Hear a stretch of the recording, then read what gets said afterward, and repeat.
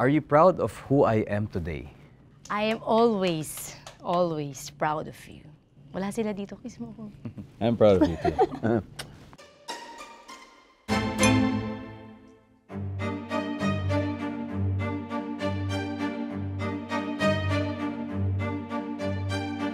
Hi everyone, my name is Dong Dantes. I'm here with my wife. Marian Dantes. Yung similarity na lang nung aming working relationship at saka yung aming relationship at home, parang dynamic in a sense, pero at the same time, parang swak na swak, perfect fit. We started as a love team and then naging love team for life. So, whenever we're at work, parang ganun pa rin talaga, swak na swak kami. And also, pati sa bahay. Oo, para kaming parang clay, na kapag kahit sabi mo magkaiba ng shape, pero kapag pinagsama mo, magmumold siya into one shape. Alright, so today, again, we're going to test your relationship as co-workers and of course as husband and wife with a lie detector. Parang kinabahan ako bigla. Baka mamaya kahit tama yung sagot ko. Daya. Rain. Papel. Talo ka. Okay, sige, ako na. At tingin mo ba, nagbago ba ako simula nung nakilala mo ako? Yes. Uy! Meron Yes! na, oo. Pero So, ibig sinasabi sabihin, lie. sabi niya nagsisinungaling Hindi, kasi sa ka totoo daw. lang, parang yes and no. Yes, nagbago siya, of course, for the better. So, no, dahil yun pa rin naman yung traits. So, yun naman yung nasa isip ko na eh. Kumbaga parang super improved version, definitely ngayon. Dahil sa lahat ng napagdaanan na niya. Yeah. Woo! Ako na yung next. Anong tanong mo?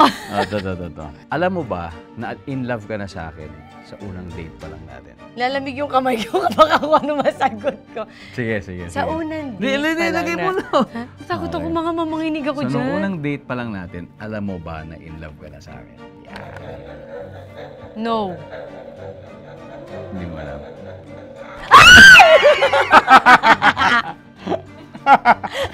Sabi ko na nga ba eh. Ako naiinom sa kanya. Oh. Tinitingnan ko lang kung totoo nga. Si John. Hindi, tinignan ko lang kung Sabi ko na nga ba, in love ka na, umpisa pa lang eh. Siyempre, hindi ako Alam mo, mandali totoo to, mag-explain ako.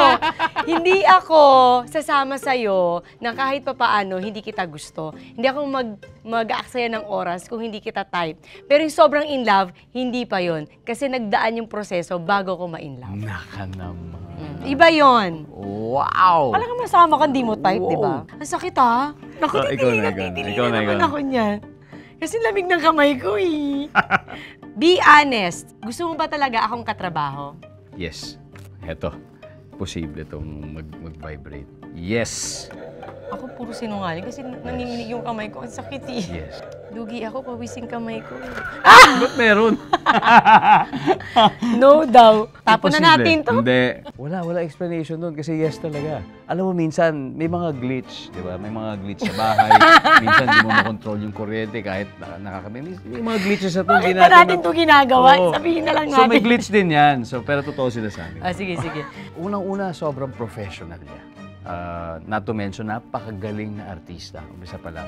And yung galing niya, mas humuhusay siya habang tumatagal. Professional, napakahusay, napakasayang kasama sa set. Parating may funny moments.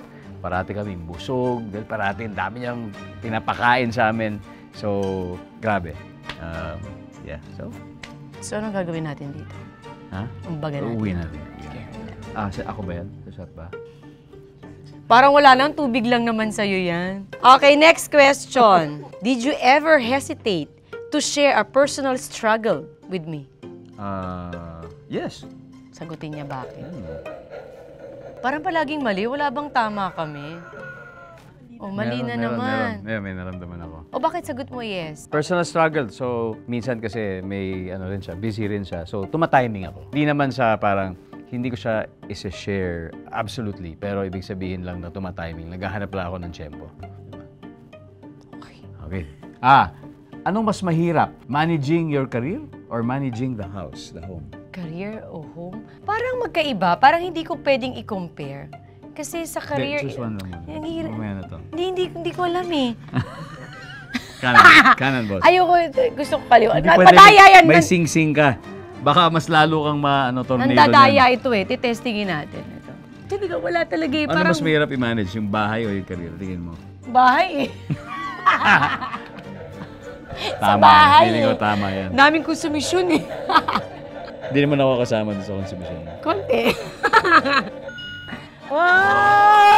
Yay! Tama rin pala to, ha? Parang gustong-gusto mo naman yung iniinom mo eh. Kaya, freestyle daw. Okay. Ask me anything that can be answered with a yes or a no. Gaano ka katagal tumatae? Gaano katagal? Paano mo sasagot to? Paano yung... 5 minutes, 20 minutes, o 30 minutes? Dalawa lang, di ba? Hindi. Matagal kasi talaga. 30 o 1 hour. Wala naman siguro 1 hour, di May ba? 1 hour ka, nakaganon ka, oh. 1 hour. Ang tanong yan. Oh, di ba maiba naman tayo? Palagi na lang sweet-sweetan eh. Gaano? 30. Siyempre. Explain mo ba 30 ah? Ako 10 minutes lang, tapos na. Hoy! Ah! Sabi ko sa'yo eh, isang oras ka kaya umepo. Imposible. O sige na, 35. Ang cute niya kasi. Ang tagal. Parang ang bilis. Siya talaga, nakalinis na ako, nakabalik na ako. Diyan ka pa rin? Okay, next.